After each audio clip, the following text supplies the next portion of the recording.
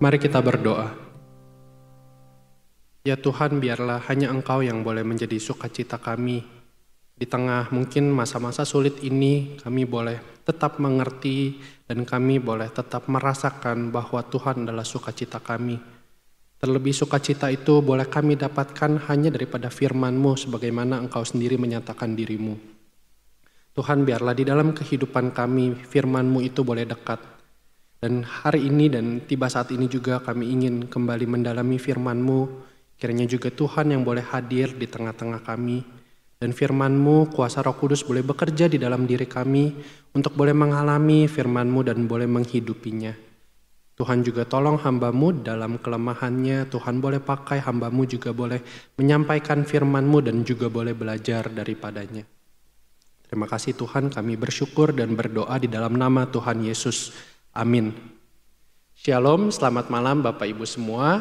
Bersyukur hari ini saya boleh mendapatkan kesempatan untuk juga men-sharingkan firman, melanjutkan daripada seri Kisah Para Rasul. Mari kita melanjutkannya dengan membuka daripada Kisah Para Rasul 3 ayat 1 sampai 10. Kisah Para Rasul 3 ayat 1 sampai 10. Saya memberikan judul daripada khotbah saya ini adalah Dua Sisi di Gerbang Indah. Demikianlah firman Tuhan. Pada suatu hari menjelang waktu sembayang, yaitu pukul 3 petang, naiklah Petrus dan Yohanes ke bait Allah. Di situ ada seorang laki-laki yang lumpuh sejak lahirnya sehingga ia harus diusung. Tiap-tiap hari orang itu diletakkan dekat pintu gerbang bait Allah yang bernama Gerbang Indah untuk meminta sedekah kepada orang yang masuk ke dalam bait Allah.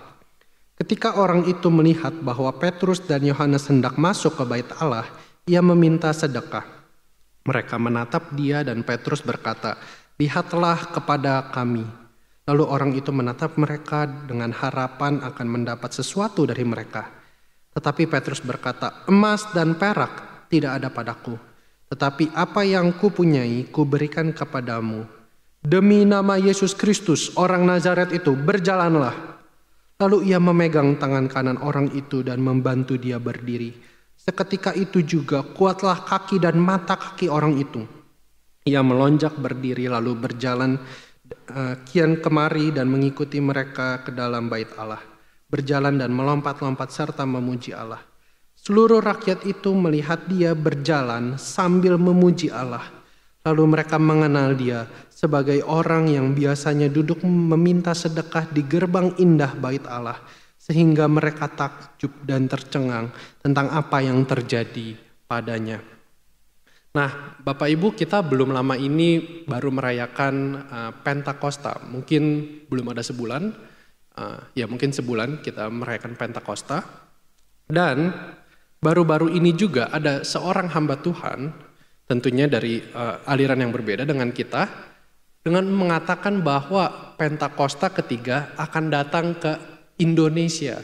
Dia dikatakan bahwa Pentakosta ketiga ya. Saya juga kurang mengerti. Ada Pentakosta kedua, ya mereka menganggap ada Pentakosta kedua, lalu ada Pentakosta ketiga di Indonesia. Di mana nanti dari timur sampai barat Indonesia kita harus bersiap untuk mendapatkan kuasa daripada Roh Kudus. Tentu mungkin yang saya bisa duga kuat dari gambaran kuasa Roh Kudus yang dimaksudkan oleh pendeta ini adalah bagaimana orang-orang itu bisa berbahasa roh, bagaimana orang itu mungkin mengalami mujizat kesembuhan, mengalami mujizat pembalikan ekonomi. Gambaran-gambaran yang begitu besar lah, gambaran yang ekstravagan ya di gambaran mereka mengenai kuasa Roh Kudus. Dan tentu kita tidak setuju dengan pandangan yang demikian. Kita percaya bahwa Pentakosta hanya terjadi sekali di Alkitab, di Kisah Para Rasul 2 itu. Tetapi mungkin di masa-masa sulit seperti ini, kita pun secara hati ya, cukup mengaminkan kuasa Roh Kudus yang demikian. Misalnya ya, di tengah kita yang mungkin mengalami sakit penyakit, tentu kita akan berharap mujizat kesembuhan daripada Allah. Atau mungkin buat kita di tengah ekonomi yang lagi sulit seperti ini, tentu kita akan merasakan kuasa Roh Kudus akan bekerja memberikan mujizat. Jika saya mendapatkan pekerjaan kembali dan saya bisa mendapatkan income yang sesuai dengan mungkin pekerjaan lama saya atau bahkan lebih tinggi. Dan mungkin kita punya pengharapan-pengharapan yang demikian juga. Dan kalau kita mau melihat di naskah Kisah Para Rasul atau cerita Kisah Para Rasul, pekerjaan Roh Kudus lewat mujizat pun itu juga dinyatakan. Dan memang kalau yang tadi kita lihat, orang lumpuh itu bisa berjalan. Tapi apakah itu menjadi tujuan Kisah Rasul ini ditulis? Apakah tujuan daripada Kisah Para Rasul 3 ini hanya sekedar orang yang tadinya tidak bisa berjalan lalu bisa berjalan? Sebenarnya kalau kita mau lihat skup yang lebih besar, Kisah Para Rasul ini berbicara mengenai kedaulatan Allah. Bagaimana Injil itu bisa disebarkan, bagaimana Injil itu bisa semakin dikenal buat orang-orang miskin, orang-orang lumpuh, orang-orang yang tidak ada tempat, bahkan kaum-kaum kafir, orang-orang di luar non-Yahudi yang bisa mendapatkan Injil. Kita lihat di setengah paruh selanjutnya bagaimana Paulus melakukan perjalanan misi, dan di sana penulis Kisah Rasul sering banget ya memakaikan kata harus, ya harus pergi ke sana. Allah sudah memilih, seperti ada rencana Allah di baliknya. Dan selanjutnya juga Kisah Para Rasul ini mungkin lebih cocok diberi nama adalah kisah daripada Roh Kudus yang bekerja lewat para rasul. Jadi kalau kita lihat seluruh kisah ya daripada Kisah Para Rasul ini, kita bisa melihat bagaimana kuasa Roh Kudus yang bekerja begitu luar biasa lewat para rasul. Dan tentunya saya percaya juga di Kisah Para Rasul 3 ini, post Pentakosta, setelah Pentakosta ini, Roh Kudus mulai menginvasi dunia, mulai dari Yerusalem, Yudea, Samaria, bahkan sampai ke ujung bumi. Hari ini saya tidak mau terlalu bergulat dengan apakah mujizat itu masih ada atau tidak, tetapi mungkin saya akan lebih melihat Kisah Para Rasul 3 ini ya. Dengan kita belajar, apa sih artinya mengalami kuasa Roh Kudus? Apa artinya Roh Kudus itu bekerja di dalam diri kita? Apakah seperti tadi ya, gambaran yang ekstravagansa itu ada di dalam pikiran kita? Wah, kalau Roh Kudus bekerja, saya mungkin bisa bernubuat, saya bisa mendapatkan mujizat dan sebagainya. Dan saya ingin mendekati Kisah Para Rasul 3 ini dengan pendekatan drama. Saya ingat waktu di seminari dulu, waktu camp pemuda, saya pernah memainkan pantomim dari Kisah Para Rasul 3 ini. Waktu itu kalau nggak salah saya jadi rasulnya. Tentu pantomim ini lebih sulit ya, karena kita nggak ngomong dan kita harus mendalami perannya yang ada di Kisah Rasul 3. Dan saya ingin mengajak hari ini kita dengan pendekatan drama yang demikian, kita mendalami tokoh. Setidaknya ada 2 tokoh utama daripada Kisah Para Rasul 3 ini, yaitu orang lumpuh, si orang lumpuh yang tidak disebutkan namanya, dan Rasul Petrus. Kita masuk ke naskah yang pertama ya. Naskah pertama adalah kita menjadi si orang lumpuh. Siapa sih orang lumpuh ini? Tentu dari namanya orang lumpuh berarti dia lumpuh. Dan dia lumpuh, perlu ada note di sana, sejak lahir. Jadi dia bukan lumpuh karena jatuh dari ketinggian ataupun dia lumpuh karena mungkin patah tulang. Tapi ingat, dia lumpuh sejak lahir. Dia nggak pernah mengerti apa artinya berjalan.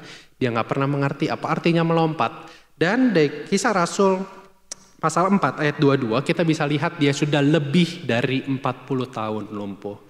Jadi dia udah profesional lah di dalam lumpuhnya. Dia mungkin orang katain dia, mungkin dia udah gak baper lagi. Dia udah terbiasa karena dari kecil dia sudah mengalami. Ini kita perlu ya untuk tahu, untuk mendalami perannya ya. Dan secara sosial dia pasti terpinggirkan. Tentulah ini tidak sulit buat kita mengerti ya. Orang-orang yang seperti demikian hanya bisa mungkin sejak kecilnya ya. Temannya mungkin bisa bermain bola. Well, mungkin waktu itu belum ada sepak bola. Tapi mungkin bisa berlari-lari, dia tidak bisa. Dia hanya bisa melihat. Dan tentu dia sulit mendapatkan pekerjaan. Dan tentu mungkin tidak bisa karena di sini dia hanya mengemis.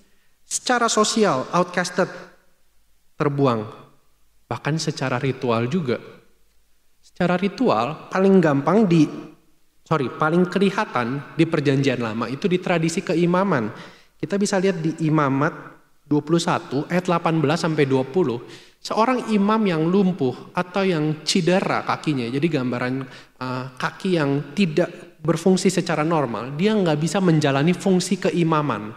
Itu ditulis di Imamat 21 ayat 18 sampai 20. Sehingga hal ini memberikan nuansa orang-orang lumpuh adalah orang-orang lower class. Dia tidak boleh mendapatkan privilege bahkan secara ritual di dalam bait Allah.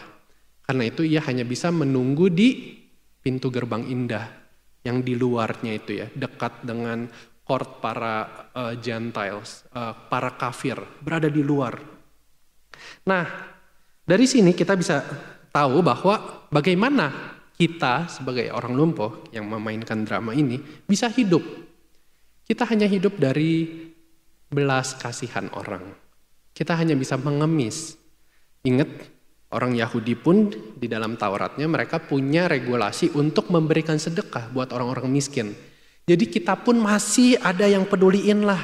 Kita berharap dengan muka-muka melas, kita tunggu jam bubar doa orang Yahudi. Lalu kita berharap orang itu menatap kita, melihat kita dengan muka yang melas dan dia melemparkan uangnya ke kita.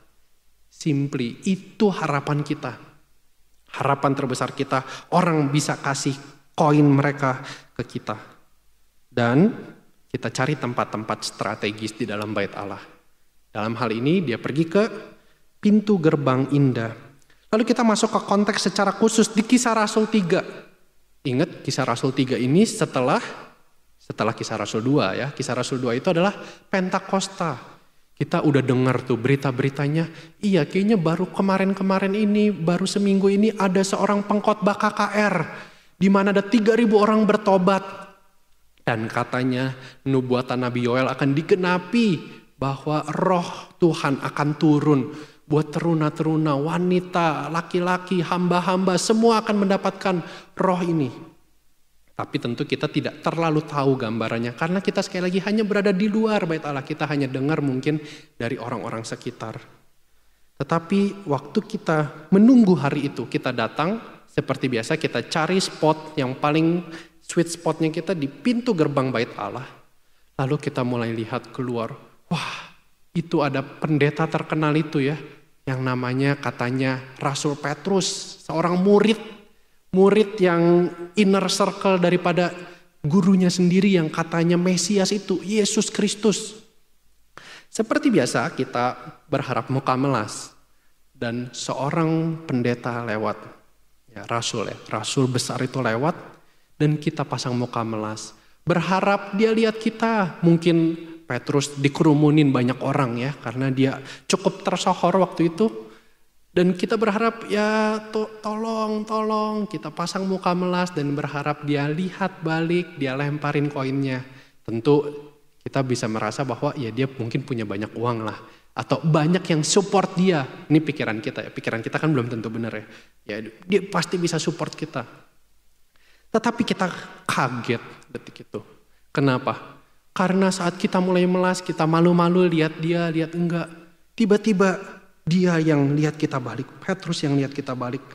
Dengan bilang, lihatlah kepada kami. Waduh, disuruh lihat. Nggak ada orang nih, biasa kita yang berharap dia yang lihat kita. Sekarang dia yang suruh kita lihat mereka. Lalu kita lebih kaget lagi. Kenapa? Karena Petrus mau pegang tangan saya. Pegang tangan si lumpuh ini. Saya ini mungkin secara ritual orang nggak anggap saya nggak layak. Tapi dia mau pegang saya. Dan saya lebih kaget lagi. Ketika dibilang bahwa uang dan perak tidak ada padaku. Wah, kok dia bisa gak punya uang ya? Tapi setelah itu dilanjutin bahwa, tetapi apa yang kupunyai kuberi kepadamu demi nama Yesus Kristus orang Nazaret itu, berjalanlah. Dan segera saat itu juga ya, sendi-sendinya menjadi kuat. Kita merasakan kaki kita semakin kuat. Yang tidak pernah kita rasakan karena kita dari lahir lumpuh. Lalu kita bisa berjalan, kita bisa melompat, kita bisa berlari dan kita memuji Allah. Bayangin ya, gak pernah tahu artinya berjalan. Gak pernah mengharapkan apa artinya berlari. Tetapi dia mendapatkan itu jauh daripada yang dia harapkan. Dia hanya mengharapkan 1-2 dinar. Tetapi Petrus dengan kuasa kebangkitan Yesus memberikan dia satu hidup yang baru, new normal yang paling normal ini ya. Seorang lumpuh bisa berjalan. Saya menduga kuat, ya ini Beautiful Gate ini adalah tempat di luar itu ya. Jadi dekat pelataran para kafir di luar, dia menunggu di depan pintu gerbang indah itu. Kemungkinan besar jikalau seorang lumpuh ini orang Yahudi, dan kemungkinan besar dia orang Yahudi, dia akan mungkin menghafal ayat Yesaya 35 ayat 5 sampai 6 itu. Pada waktu itu mata orang-orang buta akan dicelikan dan telinga orang-orang tuli akan dibuka. Pada waktu itu orang lumpuh akan melompat seperti rusa. Ini mungkin jadi ayat hafalan dia waktu kecil. Mungkin waktu lahir papa mamanya juga kamu harus hafalin nih bahwa nanti Mesias akan datang. Tandanya apa? Orang-orang buta akan dicelikan, telinga orang tuli akan dibuka, dan kamu, orang-orang lumpuh, akan melompat seperti rusa. Dan gambaran ayat hafalan yang mungkin dia coba ingat dari kecil, itu seperti tergenapi. Di masa waktu dia disembuhin, dia gak pernah nyangka bahwa kuasa daripada Roh Kudus, kuasa kebangkitan Yesus itu dia boleh alami. Saat kita mendalami peran si lumpuh ini Bapak Ibu, sepertinya di masa-masa sekarang tidaklah sulit untuk diri kita merelatifkan diri kita dengan si lumpuh itu. Kita mungkin secara hidup sekarang agak sulit secara ekonomi. Bagaimana orang lumpuh itu juga hanya bisa mengemis, tentu dia sudah lama mengalami kesulitan ekonomi. Secara sosial dia agak terbuang, tentu ini juga membuat kita di tengah social distancing, membuat kita juga minim mungkin berelasi dengan yang lain, dan mungkin tidak ada orang yang membantu kita. Kita merasa kita terasingkan, orang gak lagi memandang saya. Banyak hal yang mungkin kita merasa cukup mirip dengan keadaan si lumpuh sekarang ini. Dan kita sekarang ikut kebaktian doa, kita pun juga bisa dalam tanda petik mengemis seperti si lumpuh ini. Berharap apa? Yang kita pengen. Kalau si lumpuh ini berharap 1-2 dinar, ya kita berharap saya boleh diberkati pekerjaannya. Saya boleh disembuhkan dari sakit saya. Saya boleh mengalami lagi, mungkin ada relatif atau keluarga kita juga yang mengalami sakit, mohon disembuhkan juga. Dan banyak segudang permintaan kita yang kita harapkan kepada Tuhan. Dan ini adalah permintaan yang wajar. Bahkan permintaan dari si lumpuh ini pun tidak dikritik. Waktu ia meminta uang itu adalah permintaan yang wajar. Tetapi sekali lagi, kalau kita lihat Kisah Rasul 3 ini, bukan hanya sekedar uang, tetapi pemulihan yang dibawa oleh Petrus lewat kuasa Yesus. Tidak hanya kesembuhan, tetapi juga bagaimana si lumpuh ini bisa direstorasi kembali, dia bisa memuji Tuhan, dia bisa kembali mungkin masuk ke dalam bait Allah tempat para laki-laki itu beribadah. Dan ini jauh lebih besar daripada yang ia harapkan. Tuhan bisa menjawab setiap doa kita dengan cara yang tidak terduga. Jauh melampaui ekspektasi kita. Mungkin kita minta hal-hal yang material, tapi Tuhan bisa jawab beyond, melampaui itu semua. Karena mungkin Tuhan juga berkata, yang kamu minta itu kelewat kecil. Saya bisa kasih lebih. Seorang rekan hamba Tuhan ya, sudah punya anak, teman saya ini. Dan dia waktu itu tanya ke anaknya, kamu mau minta apa, papa kasih. Gitu ya. Papa ini tentu berharap anak ini kalau udah dikasih permintaan apa aja, ya dia minta mungkin krayon atau minta hal-hal yang mahal lah. Seorang anak perempuan kecil, boneka Barbie atau apa. Tapi pas ditanya gitu kaget si papanya ini, dia minta Inako katanya. Inako tuh jelly yang kecil gitu ya. Dia minta itu doang satu. Terus papanya kaget, wah ini saya bisa kasih yang banyak ya, yang lebih. Dia cuma mau minta Inako. Nah dari penggambaran seperti ini, mungkin menggambarkan juga ya permintaan kita kepada Tuhan. Permintaan kita kepada Tuhan mungkin kelewat kecil. Maksud saya tidak merendahkan atau meminimalkan permohonan doa-doa kita di tengah kesulitan kita saat ini. Tentu Tuhan juga berkata untuk kita datanglah dan mintalah kepadanya. Tetapi saya percaya bahwa Tuhan di dalam kuasa Roh Kudus-Nya itu ya, bisa memberikan kita jauh daripada yang kita duga. Yang kita harapin dapat uang 1-2 dinar. Tapi Tuhan benar-benar restore kehidupan orang lumpuh itu. Tuhan pulihkan secara total keselamatan daripada orang lumpuh itu. Saya jadi teringat satu ayat dari Efesus 3 ayat 20 ya, sampai 21. Bagi dialah yang dapat melakukan jauh lebih banyak daripada yang kita doakan atau pikirkan. Seperti yang ternyata dari kuasa yang bekerja di dalam kita. Bagi dialah kemuliaan di dalam jemaat. Dan di dalam Kristus Yesus turun-temurun sampai selama-lamanya. Amin. Bagi dia jauh lebih banyak ya. Dia bisa melakukan daripada apa yang kita doakan. Apa yang kita pikirkan. Karena saat kita berdoa, kita mungkin udah punya action plan-nya ya. Ini solusinya A, ini solusinya B. Tetapi Tuhan yang menciptakan kita dan menciptakan alam semesta ini, yang melampaui sejarah dan waktu, Dia yang paling tahu kebutuhan kita. Saya ingat waktu sedikit sharing, saya mendapat jawaban doa waktu saya pelayanan misi di Papua. Waktu itu saya harus segera pulang karena kakak saya ada pernikahan. Jadi mungkin kalau nggak salah saya beli tiket dari kota itu hari Rabu. Sehingga harus hari Senin atau Selasa saya harus balik dari kota yang lebih kecil. Mungkin bukan kota ya, itu ya lumayan pedalaman untuk bisa keluar kembali ke kota.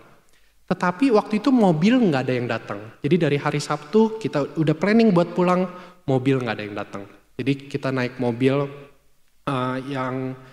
yang cukup besar untuk bisa bisa off-road juga untuk menampung tim misi. Tapi itu nggak datang. Hari Minggu kita berdoa lagi dan itu nggak datang. Dan saya mulai panik. Waduh, ini untuk naik mobil aja perlu 9 jam sampai ke kota itu. Terus kota itu saya mesti naik terbang lagi ke kota yang lain untuk baru bisa terbang ke Jakarta. Apakah keburu ya dari hari Minggu itu? Dan hari Minggu itu hari Senin kalau nggak salah ya. Hari Senin saya berdoa lagi dan dibilang juga bahwa hari itu lagi lebaran dan supir nggak datang. Saya lupa itu hari Minggu atau hari Senin. Sehingga waktu itu kita doa lagi, waduh kita merasa sia-sia gitu ya. Sampai besoknya nih, saya lupa hari Senin atau Selasa berarti. Kita tim lah, kita berdoa lagi minta supaya mobil datang lagi ya. Ini udah terakhir nih harus datang hari ini. Kita udah nunggu aja di jalan berharap ada mobil datang. Itu kota yang sangat kecil, jarang ada mobil datang ya. Jadi harus benar-benar pesanan. Sampai waktu pagi itu dibilang bahwa kayaknya mobil nggak datang lagi nih. Waduh, terus udah mulai desperate. Dan di tengah-tengah itu ada orang lokal dari Papua itu tiba-tiba dia datang berlari ke rumah atau ke pondok kami itu dan bilang, Bapak ini ada pesawat datang, dia bilang. Jadi pesawat yang datang itu di fotonya di belakangnya ada pesawat.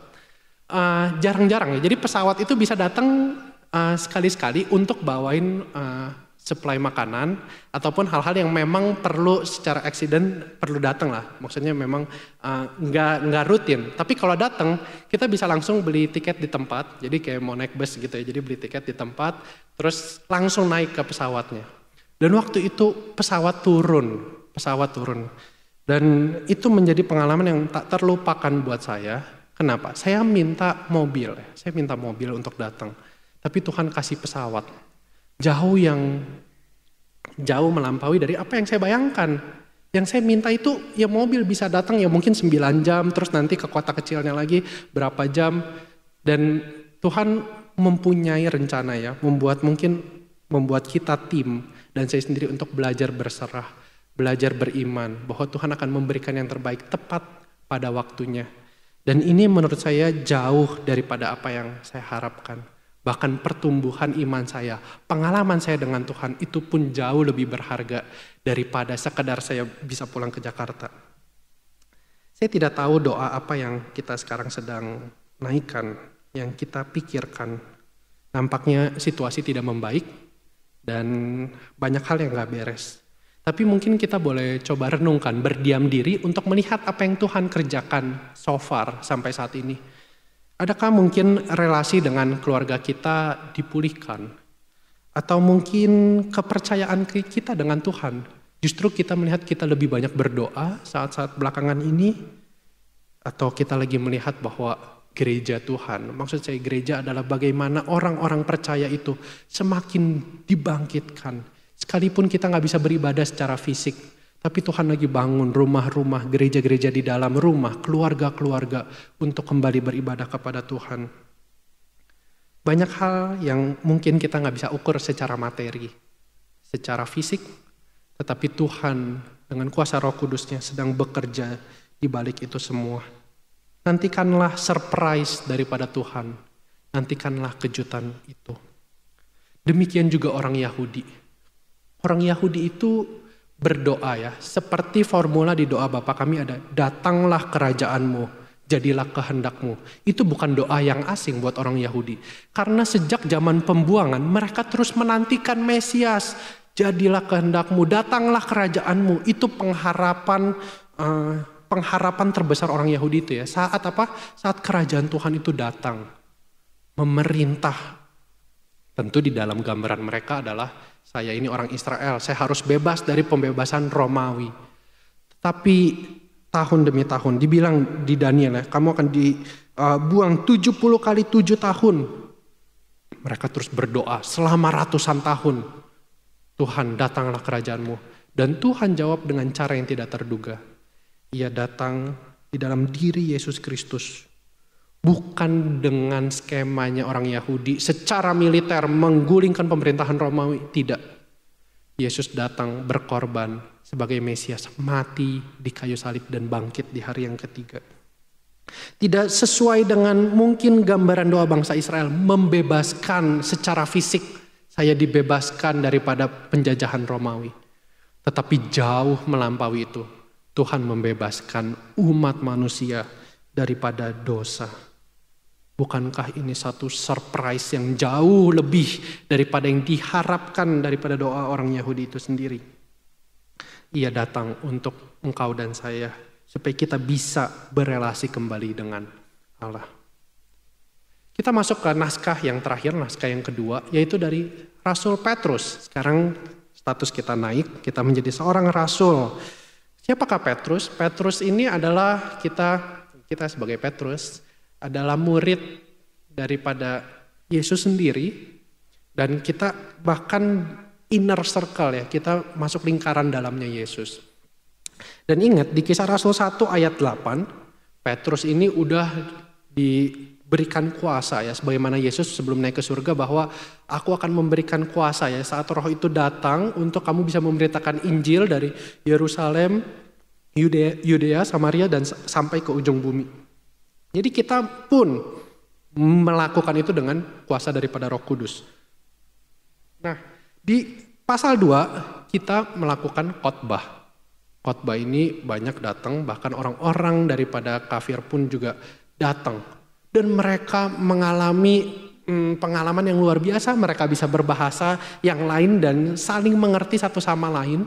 Lalu kita berkhotbah dari nubuatan Nabi Yoel dan terus kita menceritakan tentang Mesias. Dan 3.000 orang bertobat saat itu. Sejenak kita jadi pengkhotbah terkenal. Mungkin cukup tenar, kita langsung mungkin didatangi oleh orang-orang yang ingin bersalaman, bertukar jawab dengan kita. Kita menjadi orang yang cukup tersohor di kala itu. Lalu seperti biasa di konteks Kisah Rasul 3, jam 3 kita melakukan doa orang Yahudi ya. Jadi doa orang Yahudi itu ada 3 kali, ada pagi, siang, dan sore kalau nggak salah. Dan mereka ada jam-jamnya dan Petrus mengikuti ya daripada jam doa orang Yahudi. Lalu seperti biasa dia keluar. Mungkin di tengah keramaian itu ya orang pada menghampiri dia. Dia lihat matanya tertuju ya kepada si lumpuh. Kayaknya familiar nih, orang lumpuh ini sering banget ada di situ. Dan dia pas dia natap kita, dia mungkin nunduk lagi, dia malu dan dia bilang, ya Tuhan kasihanilah saya, tolong kasih uang. Lalu kita bilang kepada dia, tataplah kami, lihat mata kami. Terus kita pegang dan kita begitu yakin bahwa uang dan perak tidak ada pada saya. Kita lembaga non-profit, kita nggak terima uang. Tetapi yang kupunyai, yaitu kuasa kebangkitan Kristus. Ingat Kisah Rasul 1 ayat 8, tadi Tuhan sudah memberikan kuasa daripada Roh Kudus kepada murid-muridnya untuk terus memberitakan Injil. Bangkitlah dan berjalanlah. Seketika itu juga orang lumpuh itu bangkit. Dari kesuramannya kita bisa lihat wajahnya yang tersenyum. Dari dia yang tadinya dibuang secara sosial, sekarang ditulis orang banyak pun memuji Allah karena melihat dia. Allah bisa dipujikan lewat orang-orang lemah seperti dia. Dan kita begitu yakin bahwa inilah kuasa Roh Kudus yang sudah mulai bekerja. Start dari Pentakosta dan ini terus akan menginvasi Yerusalem, Yudea, Samaria sampai ke ujung bumi. Orang-orang seperti inilah yang mempunyai tempat. Sebagaimana guru kita sendiri mengajarkan Yesus. Dia pegang orang-orang kusta, dia pegang orang lumpuh. Cara ini pun yang kita ikuti. Dan kuasa Roh Kudus bekerja sebagaimana Yesus hidup. Sebagaimana Yesus melayani orang-orang kecil. Dan kita lihat di pasal 6. Rasul juga sangat memperhatikan para janda dan orang miskin. Karena itu dipilihlah diaken-diaken. Karena orang-orang seperti mereka harus dilayani. Orang-orang seperti mereka harus memiliki tempat. Inilah kuasa daripada Roh Kudus. Yang menguatkan para pelayan Tuhan. Tidak bersandar kepada hal-hal yang materi belaka. Tetapi bersandar daripada kuasa Roh Kudus. Daripada kuasa kebangkitan Yesus itu sendiri. Mendalami kisah daripada Petrus, mendalami tokoh daripada Petrus. Seharusnya pun kita juga belajar bahwa kita sebagai murid-murid Tuhan, kita sebagai orang-orang percaya, kita pun diberi kuasa. Kuasa daripada Roh Kudus sendiri yang memampukan kita mengerjakan kehendak Tuhan. Di tengah-tengah pandemi ini ya, kita semakin terlihat bahwa kita sangat bergantung sekali kepada hal-hal yang material, kepada hal-hal yang fisik. Mudah buat kita bilang Tuhan memelihara di tengah diri kita yang disuplai oleh gaji yang tetap ada, kesehatan yang terus ada. Tidaklah sulit. Buat kita juga tidak sulit membantu orang-orang lain. Di tengah apa? Di tengah kelimpahan kita.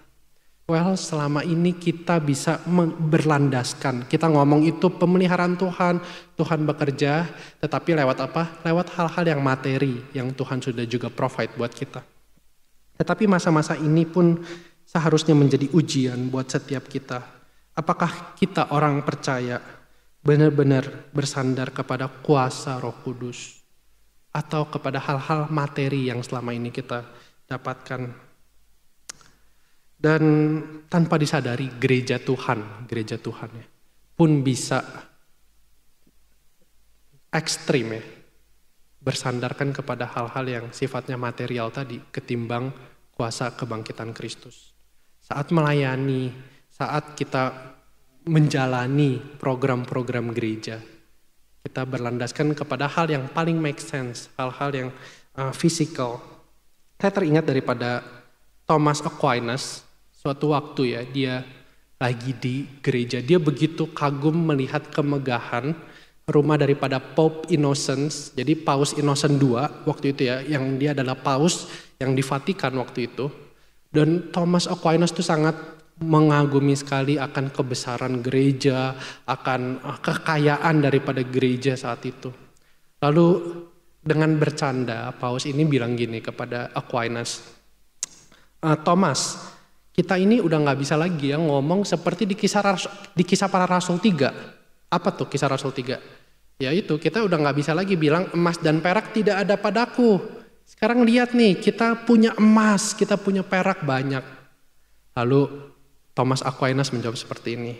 Iya benar Bapak ya, bahwa gereja gak bisa lagi ngomong emas dan perak tidak ada padaku. Tapi ingat, gereja juga tidak bisa lagi berkata bangunlah dan berjalanlah. Kritik daripada Thomas ini seharusnya juga menggelitik setiap kita. Jangan sampai gereja kehilangan kuasa daripada Allah sendiri. Karena disandarkan daripada emas dan perak. Daripada hal-hal yang material. Petrus sadar benar, emas dan perak tidak ada padaku. Tetapi demi nama Yesus Kristus itu bangkitlah dan berjalanlah. Dan saya berdoa gereja Tuhan boleh ada kebangkitan Di tengah mungkin secara fisik, secara material kita semakin defisit. Tapi kuasa Tuhan jauh lebih boleh dinyatakan. Hal yang kedua yang saya juga belajar daripada narasi Petrus ini adalah Petrus melihat tadi ya. Melihat orang-orang yang kecil, orang-orang yang terabaikan. Dia memegang tangan si lumpuh. Dia pegang tangan-tangan orang yang terpinggirkan. Demikian juga kita sebagai gereja ya. Di tengah masa-masa social distancing, saya bersyukur ada yang menggantikan itu dengan physical distancing. Karena hanya fisiknya aja. Tetapi secara sosial, kita masih bisa apa? Saling membantu satu sama lain di gereja ini. Mungkin banyak jemaat yang kita tidak tahu dan dia tidak pernah ngomong. Kalau dia lagi bergumul dengan keluarganya, dia bergumul dengan pekerjaannya, dia bergumul dengan dirinya sendiri. Banyak mungkin yang merasa kesepian, banyak yang kita tidak tahu. Kita bisa lihat mereka. Sebagaimana Petrus melihat orang-orang yang tidak terlihat itu. Petrus pegang tangannya. Demikian juga kita bisa menolong setiap mereka yang sedang di dalam kesulitan, mereka yang tidak ada yang temani, tidak ada yang lihat, tetapi gereja Tuhan bisa bersama-sama saling bahu-membahu menolong satu sama lain. Saya akan menutup dengan satu lembaga pelayanan namanya Arcare Ministry, dan bersyukur saya sekali juga sempat ikut dengan mereka. Pertama ini dibangun oleh teman saya, kakak tingkat saya di saat, namanya Risma. Dan dia awalnya hanya mempedulikan orang-orang miskin yang ada di Jakarta. Awalnya mungkin tidak pernah terpikir untuk membantu selama COVID ini. Tetapi sewaktu-waktu mungkin COVID masih baru-baru, dia lagi jalan pulang, dia melihat ada seorang ibu-ibu pengemis yang tidak bisa makan. Lalu dihampiri dan ditanya, dia bilang, saya hanya mau makan, tapi saya nggak dapat makan selama hari itu. Singkat cerita ya dia kasih kue, dia memberitakan Injil juga, dia ngomong lagi, lalu dia pulang dan dia merasa gelisah bahwa apa? Iya ya, masih banyak ibu-ibu lain atau bapak-bapak lain yang nasibnya juga seperti demikian. Lalu dia balik lagi ke tempat itu dan dia lewatin banyak gerobak dan banyak orang-orang yang juga sama seperti demikian. Di tengah itu dia di dalam pelayanannya di Arcare Ministry, dia pun meng-encourage ya. Orang-orang awalnya dia cuma beban pribadi, tetapi setelah itu Tuhan kirimkan satu dua orang untuk support pelayanan ini, dan dia sharing beban, saya mau bantu pelayanan orang-orang miskin selama COVID. Singkat cerita, pelayanan itu semakin berkembang. Tadinya cuma mau bantu 300 sembako, tapi terakhir yang saya update udah 1.700 lebih sembako diberikan kepada orang-orang miskin yang ada di Jakarta. Dia pergi ke pinggir-pinggir jalan, ke orang-orang di bawah jembatan yang mungkin mereka pun sulit untuk hidup di dalam kesehariannya. Dia menolong, dia melihat orang-orang yang demikian. Hanya lewat satu perjumpaan waktu dia jalan pulang itu. Matanya melihat kepada ibu-ibu pengemis yang gak dapat makan, yang bingung cari makan. Dan saya percaya bahwa kuasa Roh Kudus jauh lebih besar. Saat mungkin menyatakan bahwa sang ibu ini bisa memuji Tuhan lewat pelayanan yang diberikan oleh Arcare Ministry ini. Saat dia bisa melihat bahwa Tuhan kita itu adalah Tuhan yang baik. Itu jauh lebih besar.